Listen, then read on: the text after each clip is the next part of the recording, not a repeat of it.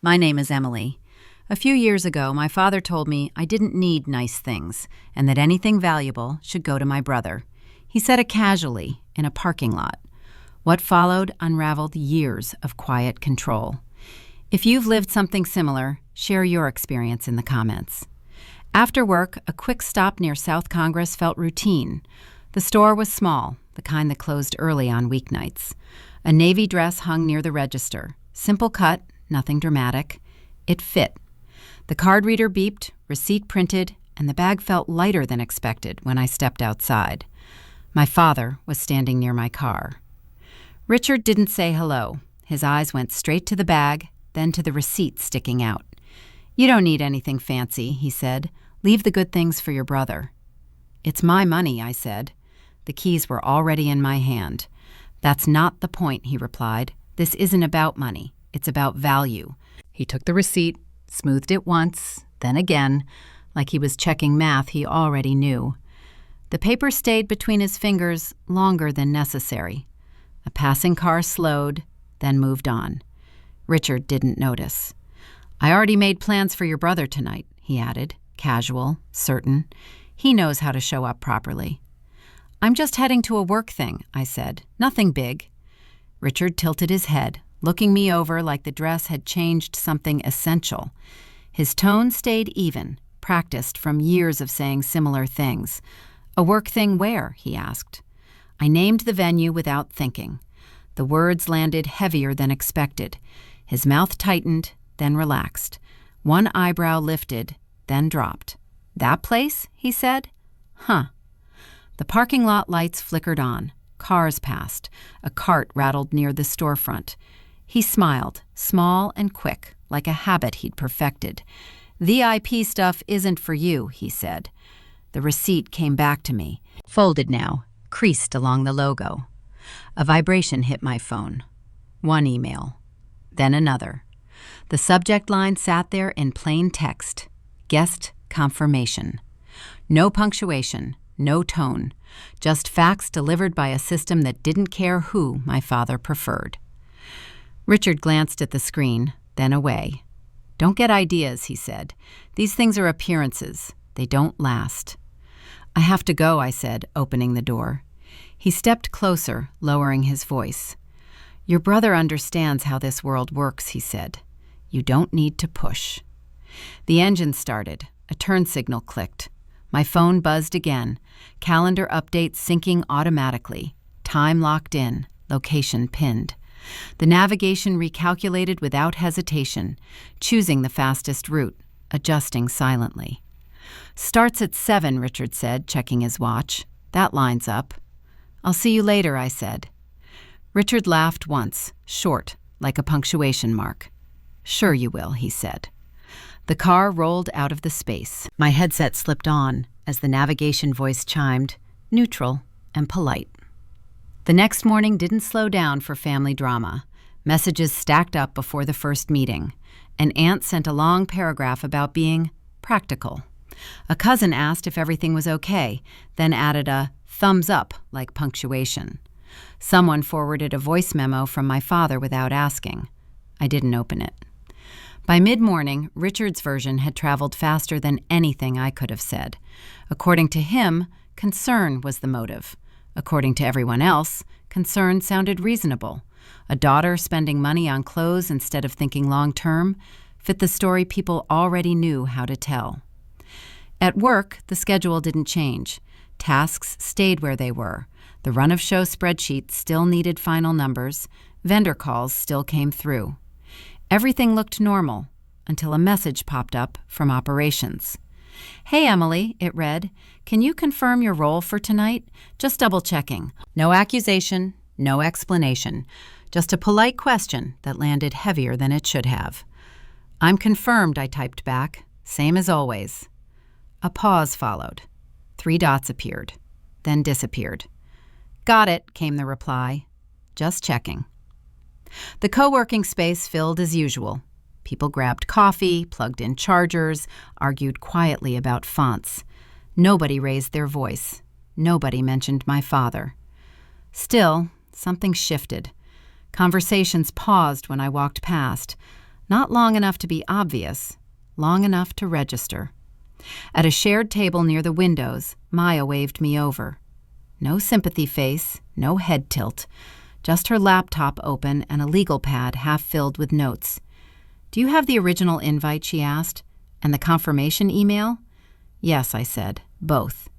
"Good," she replied, "because this place doesn't sell tickets." That got my attention. "They don't," she continued.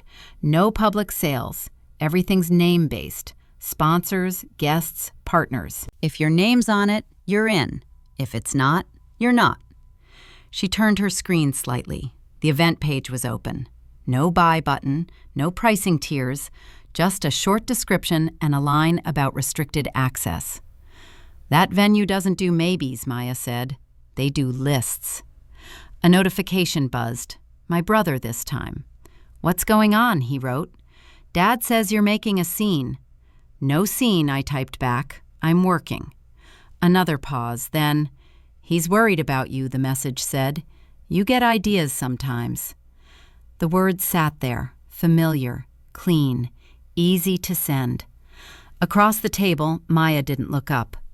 "Let me guess," she said. "He's being reasonable." "He always is," I replied. Emails kept arriving. A reminder about a tire, a reminder about arrival time, a reminder about check-in. None of them referenced family. None of them hesitated. The system ran on schedule, uninterested in personal context. One message stood out. Subject line, VIP check-in deadline. No greeting, no signature, just a timestamp and instructions. Maya pointed at it with her pen. "That's the part that matters," she said. "Everything else is noise." In the group chat for the project, someone asked if I'd be on site early. Another asked who was covering sponsor greetings. The questions assumed presence. The answers didn't require defense. A call came in from operations. This time, a voice. "Emily," the coordinator said, "just confirming you're good for tonight." "Yes," I said. "I'll be there." "Perfect," she replied. "We had a question earlier, but it's sorted." "What question?" I asked. A beat. "Oh," she said, "just a parent calling on your behalf. Happens more than you'd think." The line went dead before anything else could be said. Maya finally looked up. "He called them," she said. "Didn't he?" "He calls everyone," I said. Around us, keyboards clicked. Someone laughed at something on their screen. A delivery cart rolled past. The day kept moving. Another message came in, this one from my father. "Let's talk later," it read. "No need to escalate." No apology, no explanation. Just a suggestion framed as calm. The calendar alert popped up right on time. 30 minutes until confirmation lock. The app didn't ask how I felt. It didn't care who was worried. It only tracked minutes. Maya slid her phone across the table. "You've got until that hits 0, she said. "After that, the list closes." My phone buzzed again. A final text from my brother. "Just don't embarrass him," it said. The confirmation screen waited. A single button. Green. Unemotional. The clock in the corner kept counting down as my thumb hovered, the workspace noise fading just enough to notice the timer ticking lower and lower, while the decision stayed open in my hand. Notifications kept coming, but none of them answered the one question that started forming once the adrenaline wore off. At the kitchen counter, shoes still on, everything from the last 2 days came out in rows.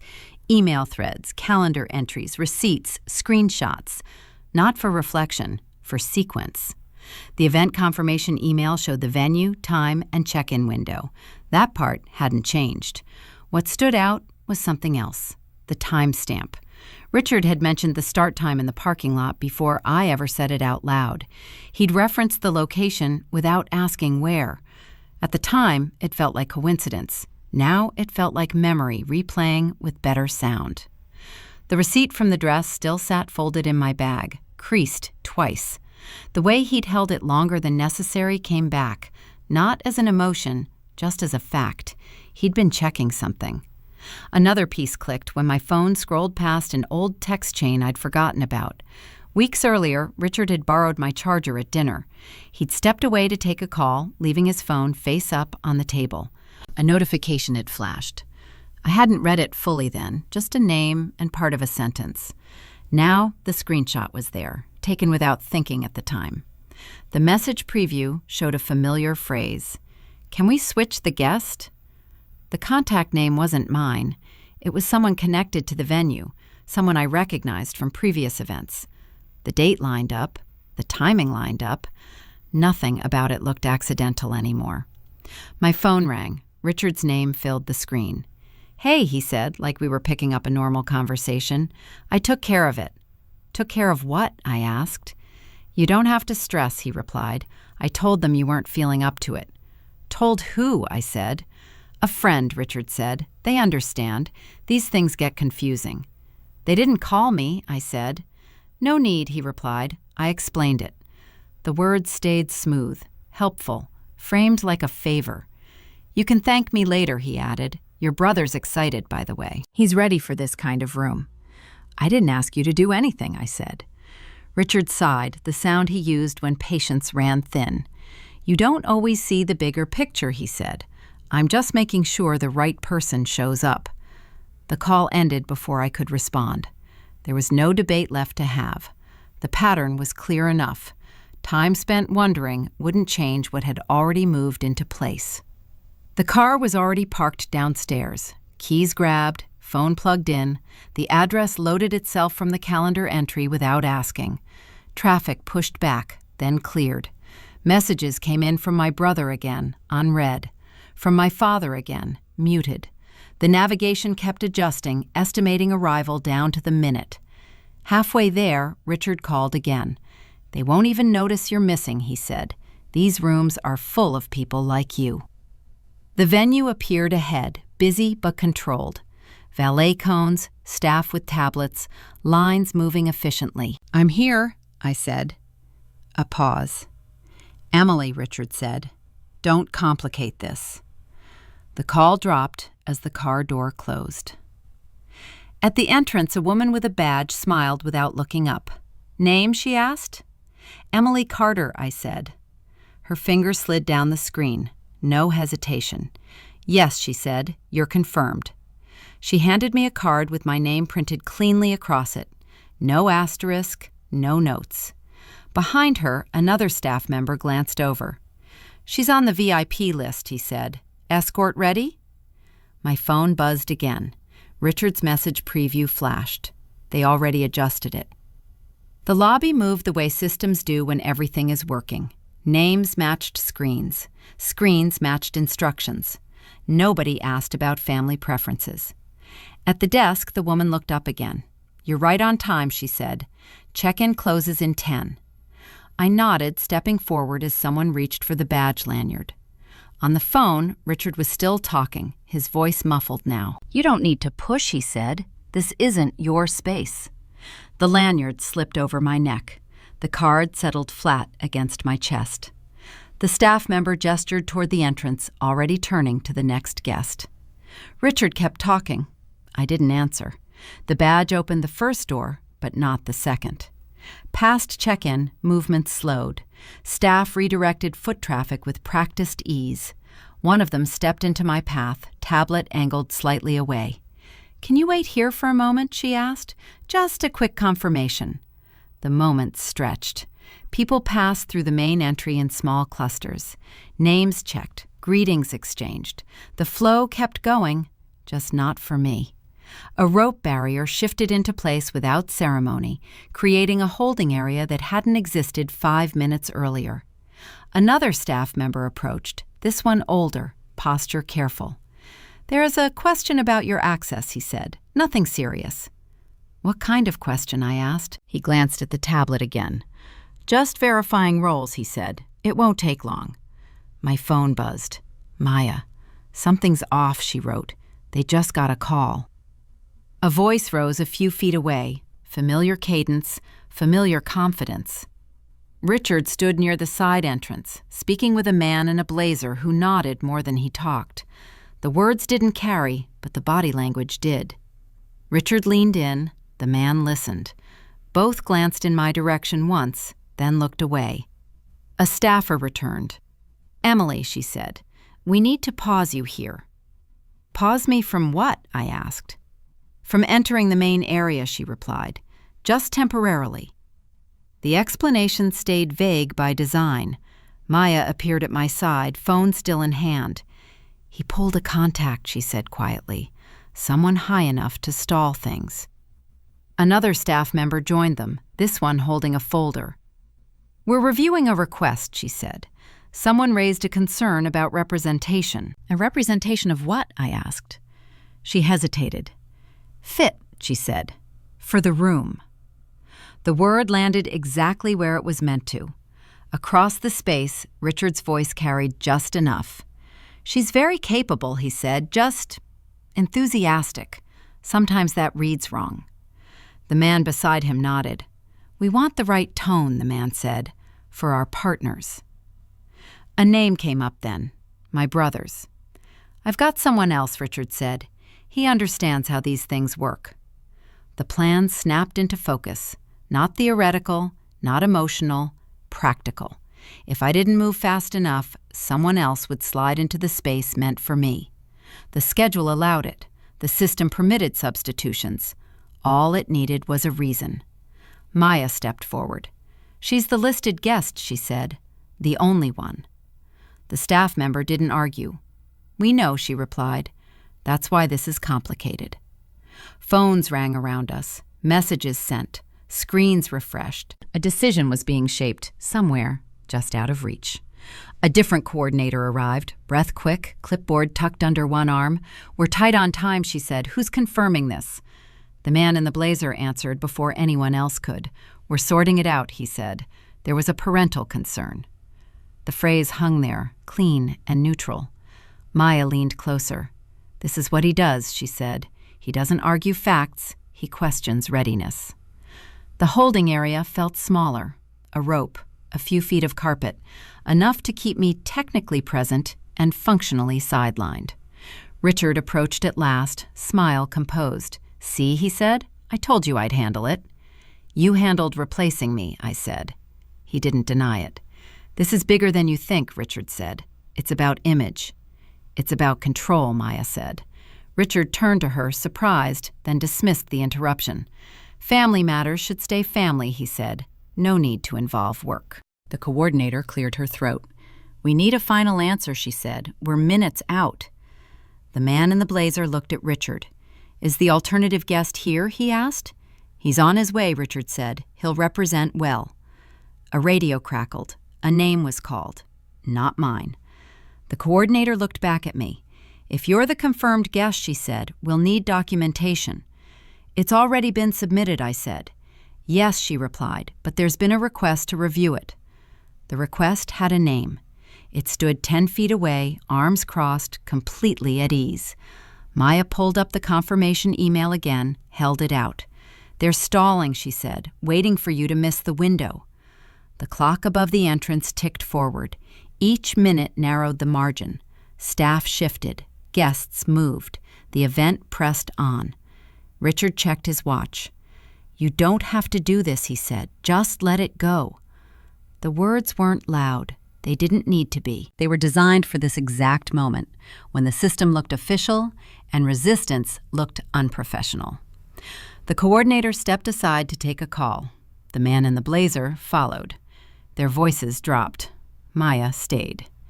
"You can't win this by pushing," she said. "He's built this to absorb that." The barrier remained in place. The decision moved elsewhere. My name hovered between screens and conversations, reduced to a variable. Across the room, Richard laughed softly at something the man said. Comfortable. Certain. The staff returned, faces set. "We need a few more minutes," the coordinator said. The word minutes carried weight now. Each one counted down toward replacement. Standing there, badge visible but useless, it became clear that walking straight into the problem only gave him more leverage. Every answer fed the machine he already knew how to run. The coordinator lifted her radio again. Another name cued. Another slot opening. My phone vibrated with a calendar alert, indifferent to the tension. The rope stayed where it was, and the room kept filling without me. Staff voices overlapped, calm and efficient, while my badge rested against my chest like a suggestion instead of permission. Richard had moved on to another conversation. He laughed once, relaxed, already acting like the outcome was settled. That was the moment it stopped feeling like a fight I could win by standing my ground. Maya leaned against the wall beside me, arms folded. "This is the wrong wall," she said. Phones kept buzzing, radios chirped. The event rolled forward, because events always do. Nothing paused for family dynamics. Standing there, the pattern finally lined up. Every time I tried to prove myself, the ground shifted. Every time I explained, someone else rephrased it for me. Doing good work had never been the problem. Waiting for acknowledgement had. Richard hadn't needed to stop me directly. He only had to question whether I belonged, then let the system do the rest. The same system that loved order, tone, and someone who sounded reasonable. Maya unlocked her phone and pulled up an email thread.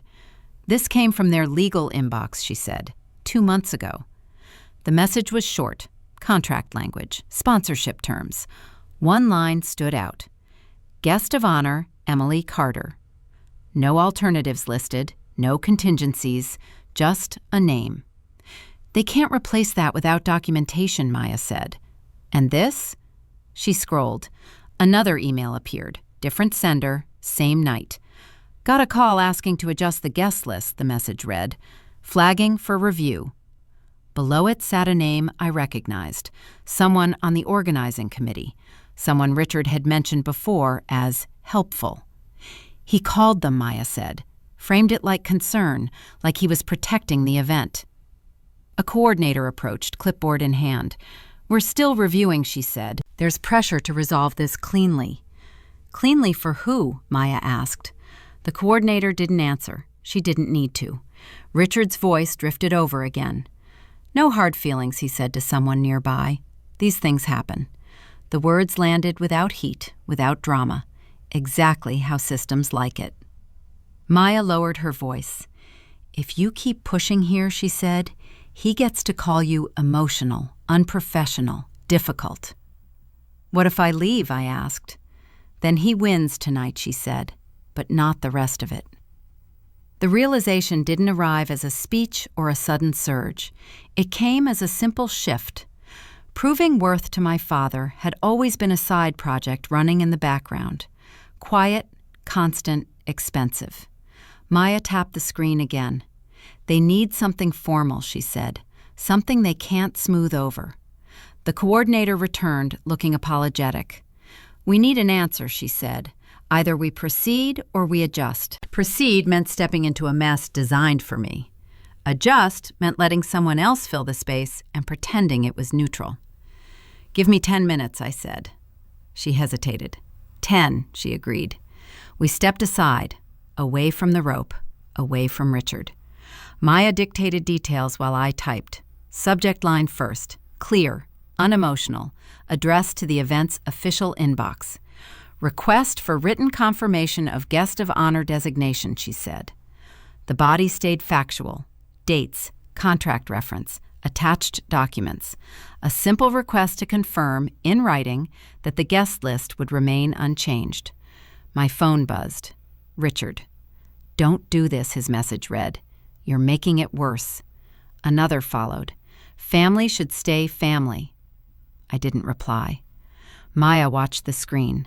"This will land," she said, "but it won't land softly." "I know," I said. Across the room, Richard glanced over again, checking whether I was still contained. The email waited, cursor blinking at the end like a question mark. Sending it wouldn't fix tonight. It wouldn't smooth over holidays or phone calls or the way stories got told afterward. It would shift where the conversation lived. The coordinator checked her watch. "Time," she said. I hit send. The confirmation banner appeared. Message delivered. Maya nodded once.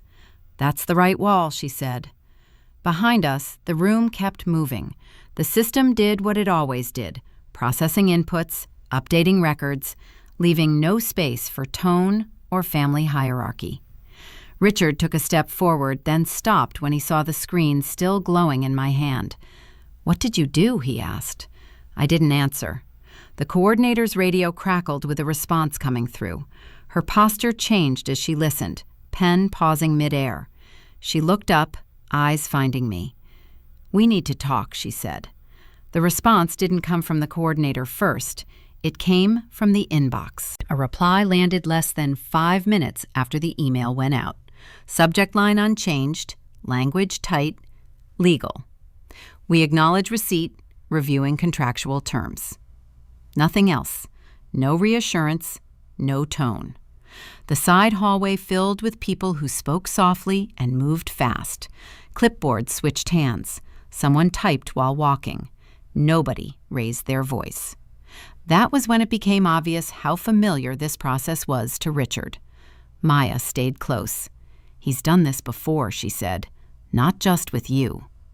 The coordinator returned, phone pressed to her ear, nodding at things no one else could hear. She hung up and faced us. "We're pausing substitutions," she said, "until legal clears it." Richard didn't react.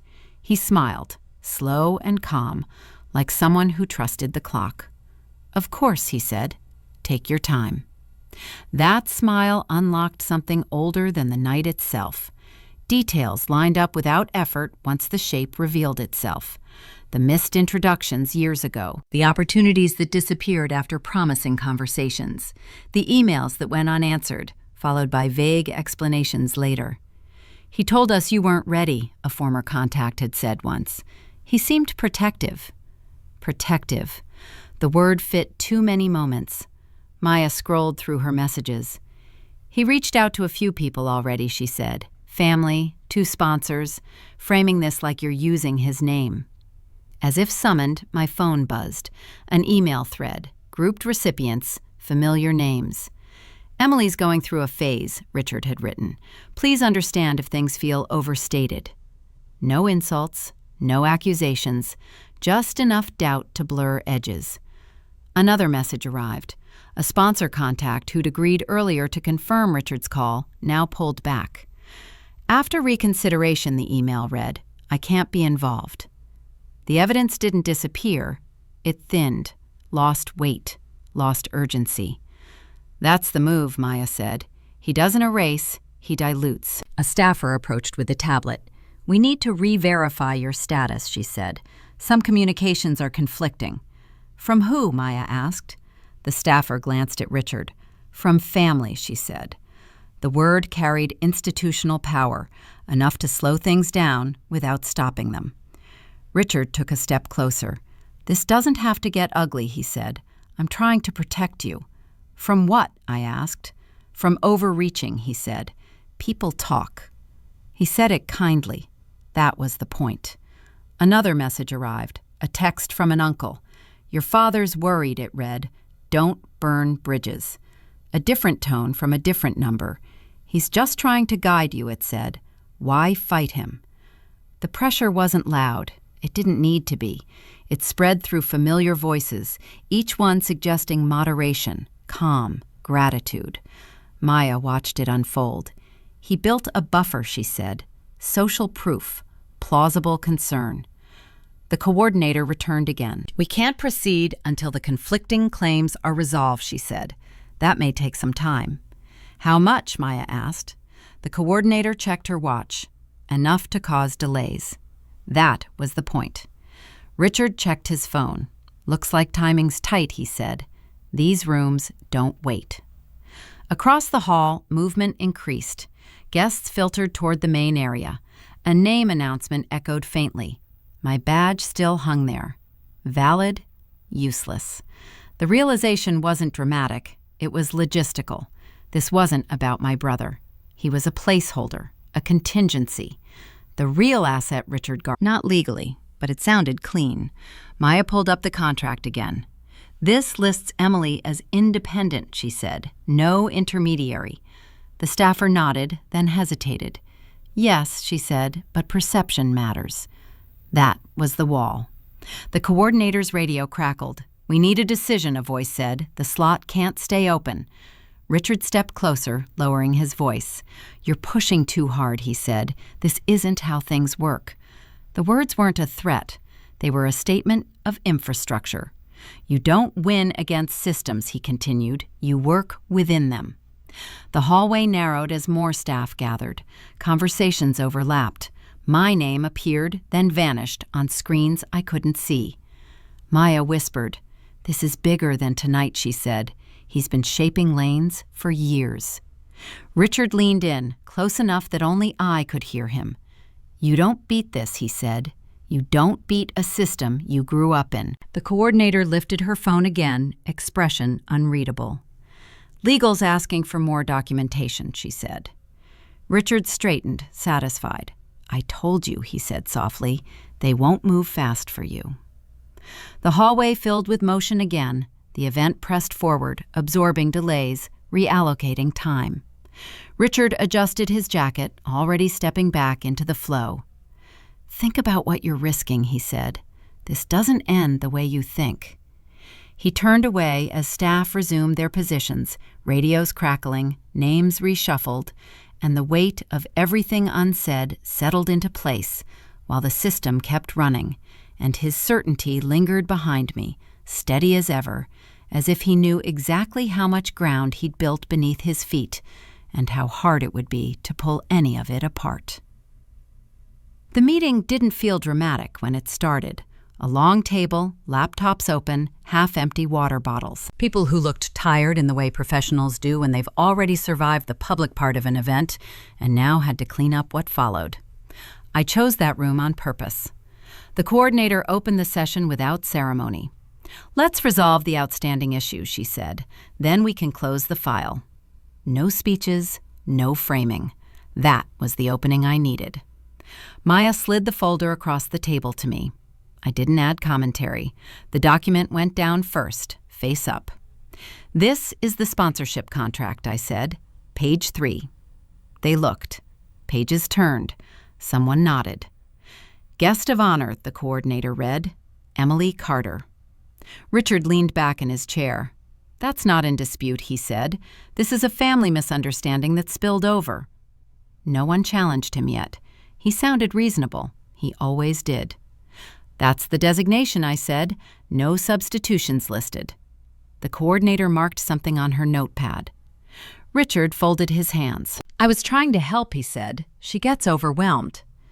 Maya stayed quiet. That mattered. The coordinator looked up. "There were requests to alter the list," she said. "We need clarity on that." Richard shook his head gently. "I didn't request anything," he said. "I asked questions, as a parent." The phrasing landed exactly where it was meant to. The second document came out. No explanation, just placed on the table. "Call logs," the coordinator said, glancing at her screen, "from our system." A timeline appeared on the shared display. Names, numbers, timestamps. "Request change of guest," she read. "Caller ID, Richard Carter." Richard smiled thinly. "That's not what that means," he said.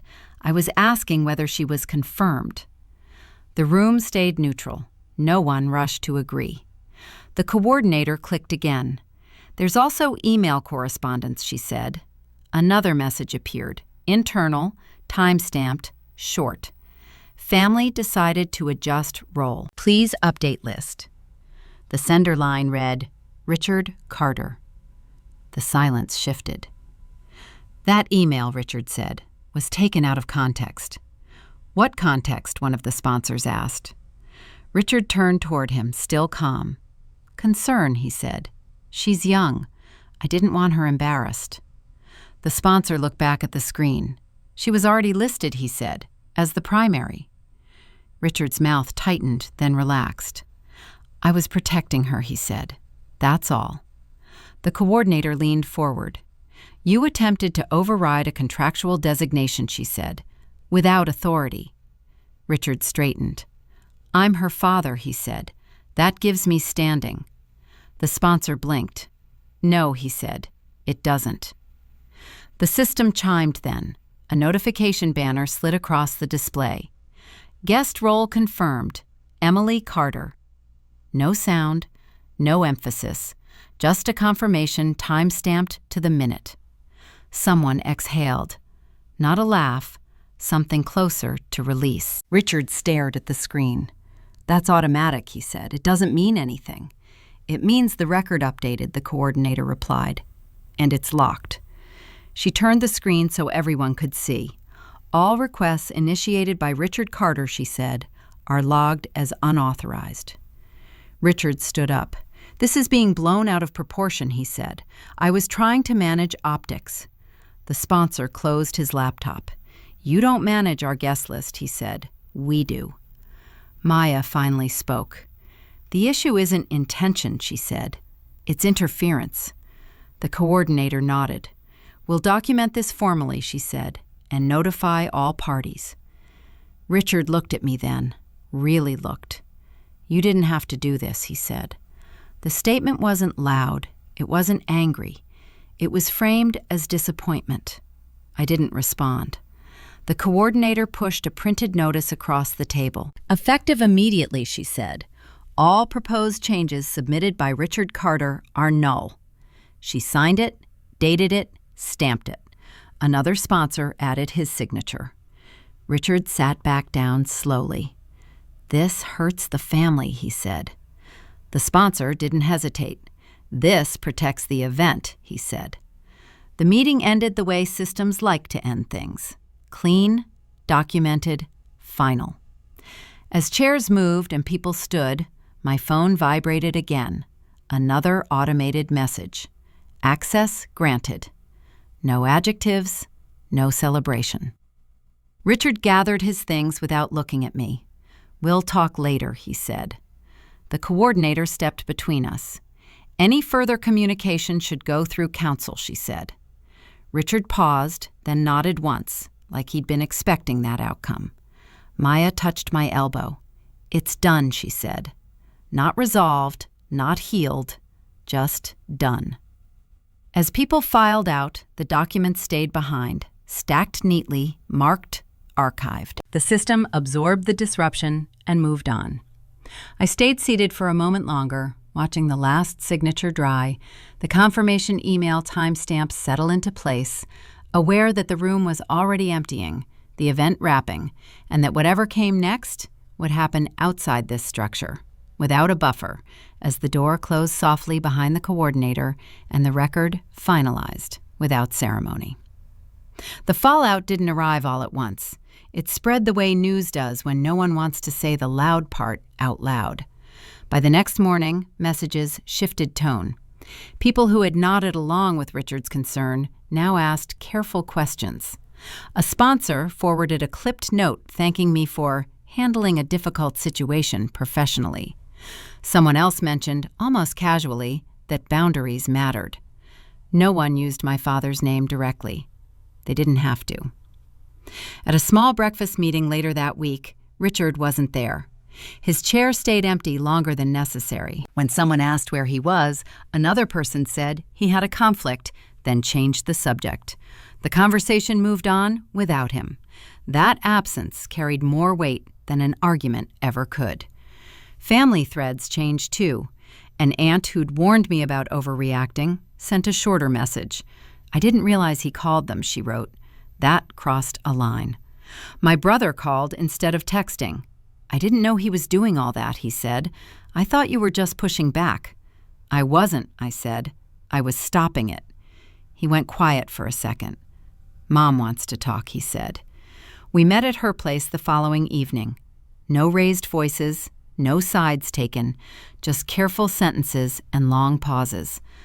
"I don't hate him," I said, "but I'm not sharing work decisions anymore." My mother nodded slowly. "I understand," she said. "I wish it hadn't gone this far." "So do I said, but it already did." My brother shifted in his seat. "So what happens now?" he asked. "Nothing dramatic," I said. "I just keep some things to myself." No one argued. That felt new.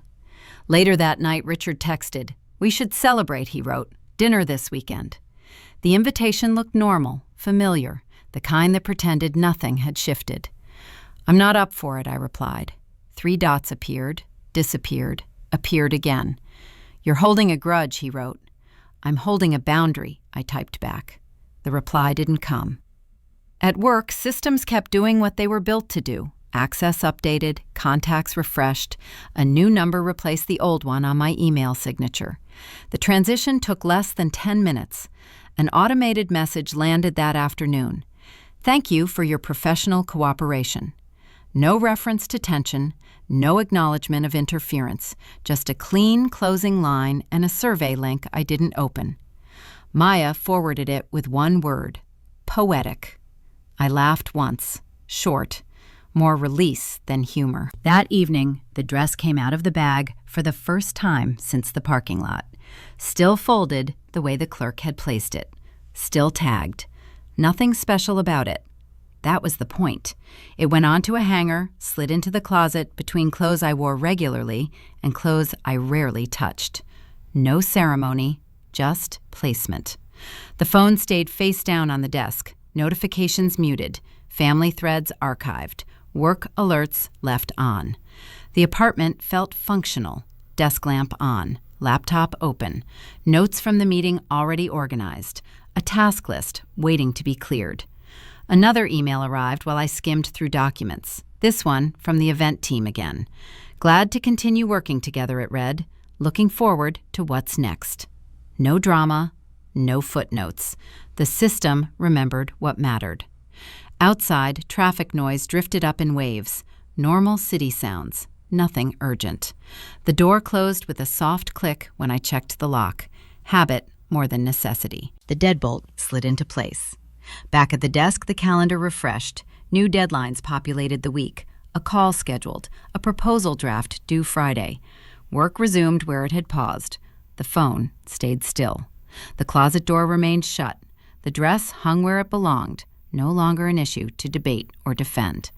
I sat down, hands on the keyboard, and picked up exactly where things had been interrupted, aware that some conversations would never restart, some invitations wouldn't be accepted, and that leaving certain things behind didn't require an announcement, only the decision to keep moving forward while the rest of the world adjusted, quietly, to the absence of control it had gotten used to having.